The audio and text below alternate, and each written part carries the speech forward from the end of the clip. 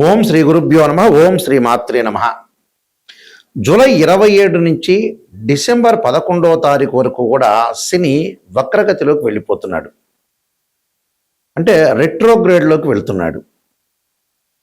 శని July 27 ఉదయం పూట 7:50 నుండి ప్రారంభమై వక్రగతి డిసెంబర్ 11వ తారీఖు రాత్రి 12:02 వరకు, అంటే రమారమి 138 రోజుల పాటు శని అదే మీనరాశిలో ఉత్తరాభాద్ర రేవతి నక్షత్రంలో వక్రగతి పొందటం వల్ల మేషాది ద్వాదశ రాశుల వాళ్ళకి ఎలాంటి ఫలితాలు జరగబోతున్నాయి. శని ఆయుష్కారకుడు, అంటే పనులలో ఆలస్యం చేసేవాడు, లేటుగా పనులని ప్రారంభం చేసేవాడు, కొన్ని చికాకులు, గొడవలు, తగాదాలు, ఒక మంచి నిర్ణయాలు. మంచి స్థానంలో ఉంటే శని మంచి నిర్ణయాన్ని ఇస్తాడు. చెడు స్థానంలో ఇస్తే మనకి చెడు నిర్ణయాలు కలిగే అవకాశాలు, ప్రమాదాలు, ఆరోగ్యము, అధిక శ్రమ, డబ్బులు కోల్పోయే అవకాశాలు ఉండటం, వివాదాలు, పరిష్కార మార్గాలు కాకపోవటం.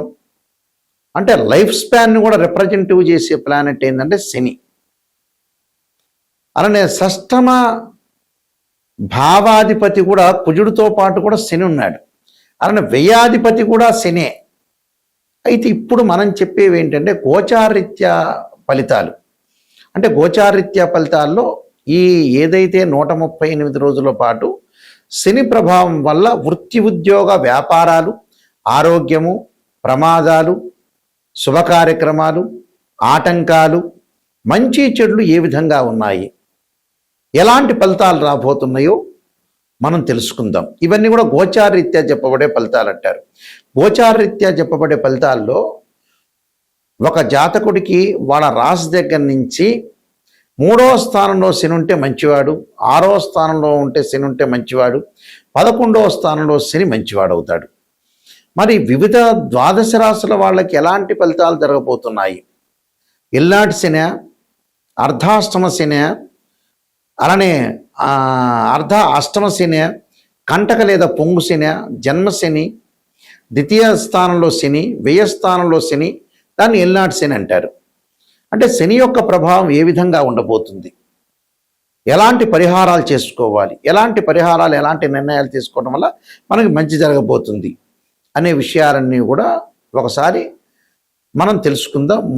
తెలుసుకునే ముందు ద్వాదశ రాశుల వాళ్ళందరికీ కూడా ఎలాంటి ఫలితాలు జరగబోతున్నాయో తెలుసుకుందాం, ఎలాంటి పరిహారాలు చేయాలో తెలుసుకుందాం. తులారాశి వారికి శని యొక్క ప్రభావం ఏ విధంగా ఉండబోతుందంటే, తులారాశి వాళ్ళకి ప్రధానంగా సంతాన విషయంలో కొంత జాగ్రత్తగా ఉండాలి. సంతానపరంగా ఎలాంటి ఇబ్బందులు రాకుండా చూసుకోవటం ఒకటి. వృత్తి వ్యాపారాల్లో కొన్ని ఆటంకాలు రాకుండా చూసుకోవాలి. ఎక్కడైతే మనం ప్రొఫెషన్ చేస్తున్నామో ఆ ప్రొఫెషన్లో శని యొక్క ప్రభావం అనేది 138 రోజుల పాటు ఉంటుంది కాబట్టి కొద్దిగా జాగ్రత్తగా అనుసరించాలి. ఆరోగ్యపరంగా కూడా ఇబ్బందులు కలగకుండా చూసుకోవాలి.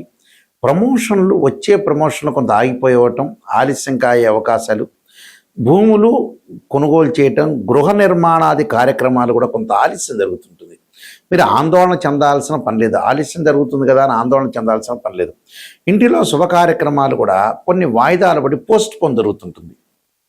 అంటే ఈ నెల చేద్దాం, వచ్చే నెలలో చేద్దాం అని పోస్ట్ పోన్ జరిగే అవకాశాలు, తల్లిదండ్రులు సోదర మూలకంగా, తల్లిదండ్రులు కానీ అన్నదమ్ముల మూలకంగా వాళ్ళ యొక్క ప్రభావం వల్ల కొన్ని కోర్టు సమస్యలు, చికాకులు, అలానే అన్య స్త్రీ సంభోగం, అలానే అనవసరమైన విషయాల్లో ముందుకు వెళ్ళటం ఒకటి, ప్రతి విషయంలో ముందుకు వెళ్ళలేకపోవటం ఒకటి, వైరాలు, బంధుమిత్రులతో గొడవలు, బంధుమిత్రులతో కొంత ఆందోళన కలిగే అవకాశాలు ఉంటాయి. ఇలాంటివి కలగకుండా చూసుకోండి. అంటే సంతానపరంగా కూడా కొంత ఆందోళన ఉంటుంది. సంతానం అంటే పిల్లల యొక్క ఆరోగ్యాన్ని బాగా శ్రద్ధ పెట్టండి. ఎందుకంటే మీ పిల్లలు ఆరోగ్యపరంగా వాళ్ళని ఫస్ట్ ప్రయారిటీ చేయండి. పిల్లలు బాగుంటేనే మీరు బాగుండగలుగుతారు. పేరెంట్స్ పిల్లల విషయంలో కూడా కొంత శ్రద్ధ, వాళ్ళ కాలేజీలు కానీ, వాళ్ళ నిర్ణయాలు కానీ, స్కూల్స్ కానీ, వాళ్ళ సంబంధించి హెల్త్ సంబంధించిన విషయాలు కానీ, పెళ్ళిళ్ళు కానీ, ఇలాంటి విషయాల్లో కొంత మంచి నిర్ణయాలు ఆచితూచి తీసుకోండి. అలా విద్య యందు అనుకూలంగా ఉంటుంది. విద్యార్థులకి అనుకూలంగా ఉంటుంది, ఇబ్బంది ఏమీ లేదు, ఆర్థిక పరంగా ముందుకు వెళ్ళే అవకాశం ఉంటుంది. కానీ డబ్బులు ఏదో రకంగా కొంత ఖర్చు అవుతుంటుంది. ఓ 25% ఆ ఖర్చుని కొద్దిగా తగ్గించుకొని ముందుకెళ్ళండి. వీళ్ళు చేయాల్సింది ఏమిటి అని అంటే, శని జపంతో పాటు ఓం నమః శివాయ పంచాక్షరి, అలానే తప్పకుండా శనికి తైలాభిషేకం చేసుకోవడం చాలా మంచిది. తైలాభిషేకం చేసుకో శని యొక్క ఆరాధన చేయటం వల్ల వీళ్ళకి మంచి సుఫలితాలు జరిగే అవకాశాలు ఖచ్చితంగా ఉంటాయి. ఇవన్నీ కూడా గోచారరీత్యా చెప్పబడే ఫలితాలు అంటారు. అంటే this is the transit system అంటారు. గోచారం ఎప్పుడూ కూడా మనకి ఏదైతే 138 రోజుల్లో శని యొక్క ప్రభావం ఏ విధంగా ఉండబోతుంది, మనం ఎలాంటి నిర్ణయాలను తీసుకోవాలి, ఆరోగ్యపరంగా ఎలా ఉండబోతుంది, వృత్తి ఉద్యోగాల్లో ఏ విధంగా ఉండబోతుంది అనేది మనం తెలుసుకున్నాం.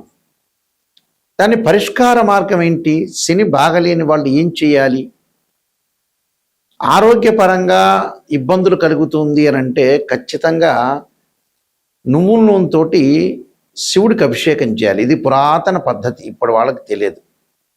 అదేంది గురువు గారు నువ్వుల నూనెతోటి శనికి అభిషేకం చేయాలి, శివుడికి ఏంటి అనేవాళ్ళు ఉన్నారు. నువ్వుల నూనెతోటి శివుడికి అభిషేకం చేస్తే ఆయు ప్రమాణం పెరుగుతుందని అర్థం, ఆరోగ్యపరంగా ఇబ్బందులు కలగవని అర్థం. పనులలో ఆలస్యం జరుగుతుందా శని వల్ల వీళ్ళకి అనుకునేవాళ్ళు తప్పకుండా శనికి నువ్వుల నూనెతోటి అంటే తైలాభిషేకం చేయాలి.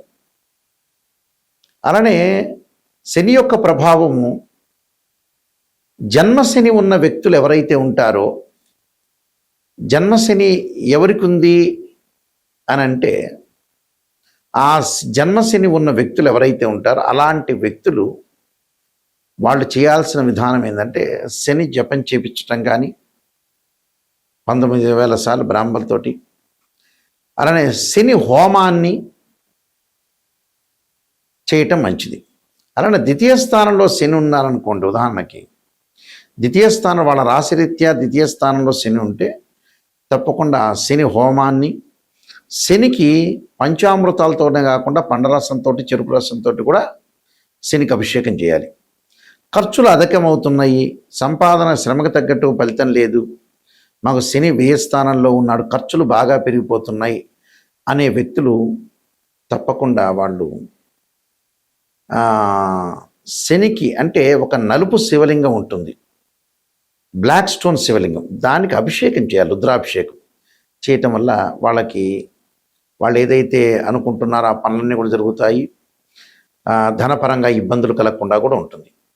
అలానే అష్టమ స్థానంలో శని ఉన్న వ్యక్తులు కూడా శివుడికి పంచామృతము, పండ్లరసము, చెరుకు రసము, అలానే నువ్వుల నూనెతో అభిషేకం చేయాలి.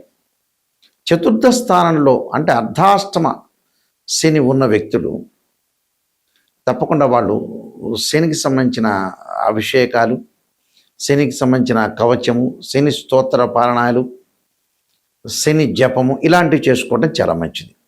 అలానే కంటక లేదా పొంగు శని అంటారు, వృత్తిపరంగా ఇబ్బందులు కలుగుతుంటాయి వాళ్ళకి.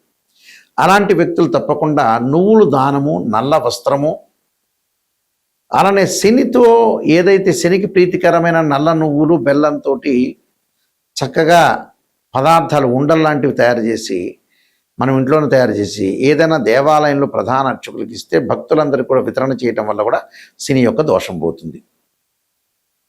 ఇక చాలా మంచి పరిహారం చెప్పబోతున్నా ఇక్కడ నేను, పురాతనమైన పరిహారం, ఇది ఎవరికి కూడా తెలియని పరిహారం. చాలా పాత రోజుల్లో బ్రాహ్మణులకు మాత్రమే ఆ పరిహారం, పెద్ద మనుషులకు మాత్రం తెలుసు. అలాంటి పరిహారం ఏంటంటే శని యొక్క దోషం ఉన్న వాళ్ళకి అద్భుతమైన పరిహారం ఇది. ఏమిటి అని అంటే శనివారం రోజున చక్కగా మనం ఆంజనేయ స్వామి దేవాలయం కానీ శివాలయంలో కానీ ఏదన్నా ఒకదాన్ని మీ దగ్గరలో ఉన్నదాన్ని ఎంచుకొని, మన ఇంటిలో బియ్యం ఉంటాయి, ఆ బియ్యాన్ని దంచుతే ఏమంటారంటే నూకలైనవి అంటారు. ఆ నూకలు, అలానే నల్ల నువ్వులు అంటే ఒక చెంచా నూకలు, ఒక చెంచా వచ్చేటప్పటికల్లా నల్ల నువ్వులు, ఒక చెంచా పంచదార, చక్కెర, అది వేసుకొని ఒక చిన్న పొట్టం లాంటిది మనం కట్టుకొని ఒక కవర్లో కానీ ఒక ప్యాకెట్లో కానీ పెట్టుకొని ఈ శివాలయంలో కానీ ఆంజనేయ స్వామి దేవాలయంలో ఒక 21 సార్లు ప్రదక్షిణ చేయాలి.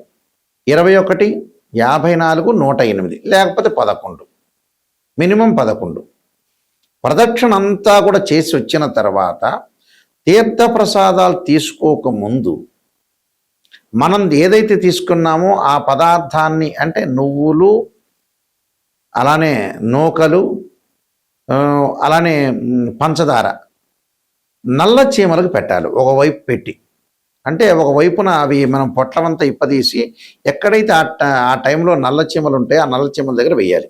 ఒకవేళ కనపడలేదని అంటే కూడా ఒక మూలకు వేసి వెళ్ళి రావటం మంచిది. ఆ మూలకు ఒక మూల, ఏదో ఒక మూల, ఎక్కడొక్కడ దేవాలయంలో చీమలు ఉండకుండా ఉండవు. ఆ చీమలకు పెట్టడం వల్ల శని దోషం అనేది తొలగిపోతుంది. అయితే దీనికంటే ముందు తలస్నానం చేయాలి. సబ్బుతో కానీ షాంపుతో కానీ తలస్నానం చేయాలి. ఒంటి మీద సబ్బును రుద్దుకోవచ్చు, తల మీద మామూలు స్నానం చేసి శివాలయం కానీ ఆంజనేయ స్వామి యొక్క ఆంజనేయ ప్రదక్షిణాలు చేసి అది పెట్టి అప్పుడు తీర్థప్రసాదాలు తీసుకోవాలి. ఆ రోజున మీరు ఓం నమః శివాయ పంచాక్షరి చేయాలి. ఆ రోజున ఉపవాసం ఉండి చక్కగా అల్పాహారాన్ని భుజించి, ఉదయం సాయంత్రం ఉప్మా లాంటివి, అలానే అల్పాహారాన్ని భుజించి ఓం నమః శివాయ పంచాక్షరి చేసుకోవటం వల్ల శని యొక్క దోషం పటాపంచలు అవుతుంది. అలానే ఇక్కడ మా వెబ్సైట్ www.nayakanti.com, nayakanti.in అని కూడా చూడొచ్చు. నేను కాలసర్పయోగము, కాలసర్పయోగ చంద్రిక, రాహుకేతులు, ఛాయాగ్రహాలు, పుత్రగణపతి వ్రతము, స్వప్నశాస్త్రము, అలానే బృహత్ పరిహార సింధురు, నవగ్రహ దోషాలకి 12 మహావిద్యల యొక్క స్తోత్ర పారణాలు, అలానే వివాహ మార్తాండము, జాతక Chandrika, prediction of astrology, transit of results, ఇలాంటి సర్వదేవతా గోత్రపులు పార్ట్ 1, పార్ట్ 2 ఇలాంటి పుస్తకాలన్నీ రాశాము. మేము వంశపారంపర్యంగా చెప్తూ ఉంటాం. మా నాన్నగారు కూడా ప్రధాన పురోహితులుగా పనిచేశారు శ్రీశైలంలో. అలానే వారు కూడా ఇంటర్నేషనల్ ఆస్ట్రాలజీ మెంబర్స్ వాళ్ళు కూడా. అయితే ఈ వంశపారంపర్యంగా మేము చెబుతున్నాము. ఎందుకంటే ఎప్పుడైనా మీకు ఒక సలహా ఏమిటి అంటే, ఒక జాతకాన్ని ఆస్ట్రాలజీని అప్రోచ్ అయినప్పుడు నిజం తెలుసుకోండి. మమ్మల్నే కాదు, ఎవరిని ఆస్ట్రాలజీని అప్రోచ్ అయినా నెగిటివ్ ఫస్ట్ తెలుసుకోండి. నెగిటివ్ని పాజిటివ్ చేసుకోవటం ఎలా, అదే పాయింట్. అసలు ప్రపంచాన్ని నడిపించే పాయింట్ అదే. భగవంతుడి కంటే ముఖ్యమైన పాయింట్ అదే.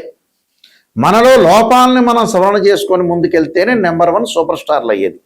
స్త్రీయ లోపం మెరుగుట పెద్ద విద్య, లోపం ఎరిగిన వాడే పూర్ణవుతాట. నెగిటివ్ని మనం పాజిటివ్ చేసుకుని ఓవర్కమ్ చేస్తే మన జీవితం బాగుపడినట్టే. ఆ విషయాలన్నీ కూడా మీరు గుర్తుపెట్టుకోండి. ఈ పుస్తకాలన్నీ కూడా రాజమండ్రిలో కోటగుమ్మంలో మోహన్ పబ్లికేషన్ వారి దగ్గర దొరుకుతాయి. ఈ పుస్తకాలు నా దగ్గర కూడా లభ్యమవుతాయి. ఆ స్క్రీన్ మీద స్క్రోలింగ్ అవుతున్న నెంబర్ ఉంటుంది, నా నెంబర్కి కాల్ చేయొచ్చు. నిజాన్ని తెలుసుకునే వాళ్ళు మాత్రమే నాకు ఫోన్ చేయండి. మీ అందరికీ కూడా శ్రీ పరమేశ్వరు యొక్క కరుణాకటాక్షం ఉండాలని ఆశిస్తూ సర్వే జనా సుఖినో భవంతు.